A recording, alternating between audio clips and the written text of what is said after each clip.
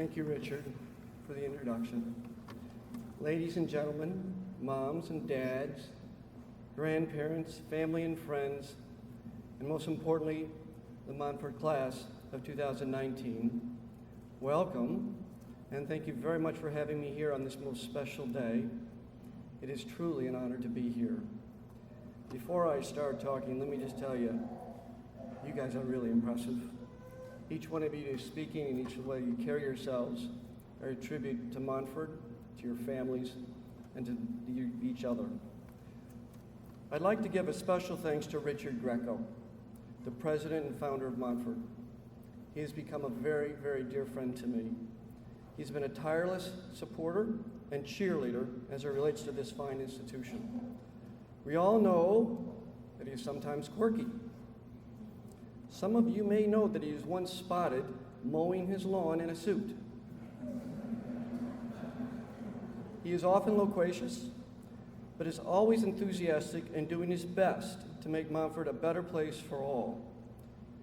He cares deeply and sincerely for each and every one of you. We are appreciative of the effort and the sacrifices that are required by Richard and his family to make Montfort what it is.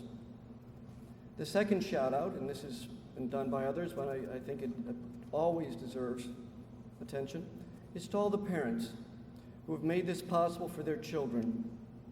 I'm a parent too, and I consider it among the most precious job and gift that God has granted us. You have made all this possible, and your sacrifices and encouragement and examples are priceless. So onward. I promise to keep this short, as this is not about me or anyone else that will be addressing you today. It is truly all about the graduating class of 2019. To the Montfort class of 2019, I have three relatively simple messages that I'd like to share with you as you look forward to college and all the things that lie ahead for you.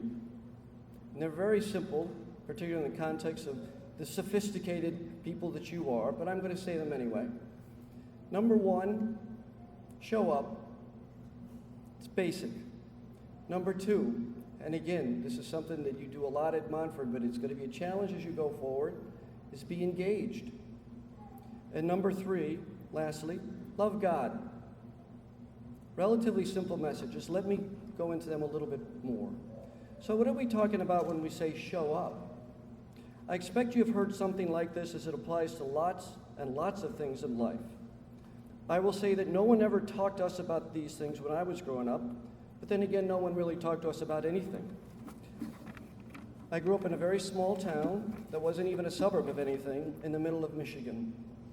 The vast majority of the town worked in the auto factories and had very decent, lower middle class lives. All that changed when the auto companies stopped growing. We went into a recession and the whole world seemed to be a mess. Following in your parents' footsteps and enjoying a predictable future were no longer options. In the middle of all this, my parents were divorced. I was the oldest of 6 kids. I was on the wrong side of the tracks. We were on food stamps, and I was an outsider. So what do? I learned then that you just keep showing up. Despite the challenges, you kept getting up in the morning. You helped take care of your brothers and sisters.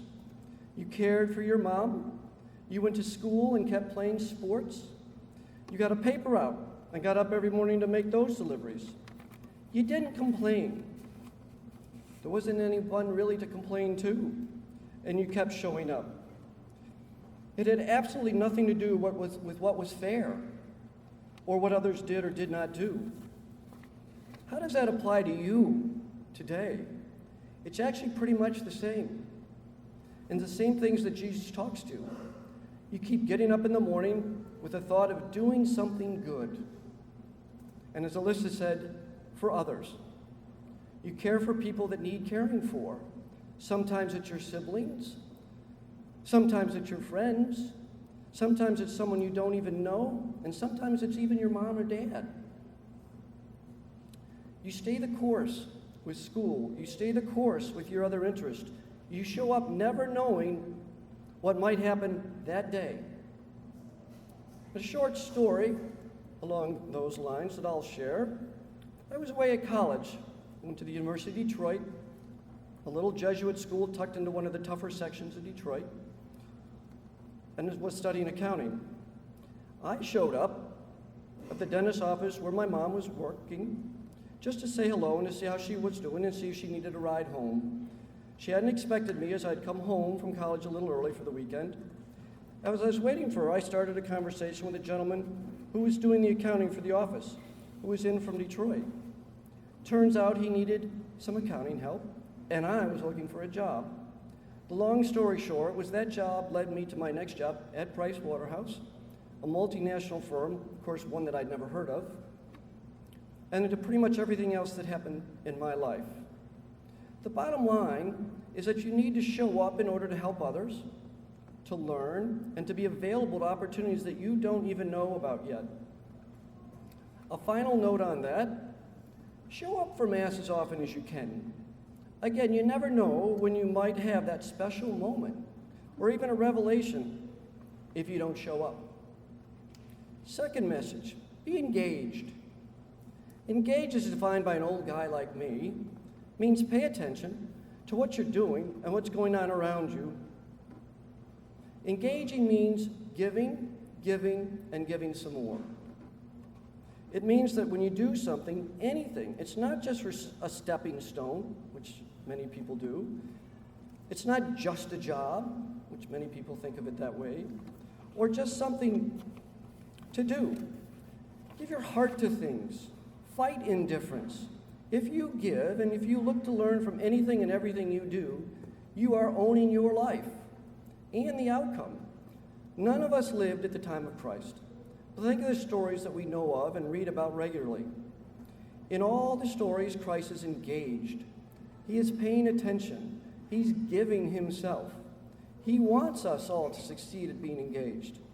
As good Christians, someone a lot smarter than me once said, by the way, Joe DiMaggio gets some credit for this concept as well, remember, we never know what moment our lives will be judged on. On the more day-to-day things, I know that Montfort has pushed and prodded and pulled and nudged and probably even made you mad at times with all the work and engagement that it has demanded. You may or may not get that level of day-to-day encouragement as you move out into college and beyond. Sure, there'll be quizzes and exams and all kinds of other tests that you will face both inside and outside the classroom. But be engaged. They may not say they may not say thank you, but it's going to be up to you to engage anyway. Care about things. Be curious. And think about what you would do different to make things better. Make mistakes and learn from them. Whether it's how to encourage learning, how to run a business, or how to manage a team of people with a common goal, you have lots to give. Give it. You have a lot to give, and there's always something to learn at any job or task or project. Last message, love God. The simplest message of all, but sometimes hardest to remember and to live. It is one that I try and remember to go back to often. It kind of covers everything. If you love God and try to move that thought to the front of your mind when things are looking a bit crazy or hard to understand or not fair or even overwhelming, there is comfort. Often, if you give a little time to let it sink in, that love of God will make the other things seem a lot less important and less scary. With the love of God, all the relationships, some good and some not so good, can make a little more sense as all those folks are created by God and are part of the mosaic of life that God has prepared for you. And believe to the tips of your toes that God loves you even more, that you are in his heart every minute of every day. Be humble. Be kind. You will endure incredible loneliness, particularly these next several years. Most adults, if they are honest, will tell you how hard it was in their 20s. Try hard to remember. It's simple. Love God.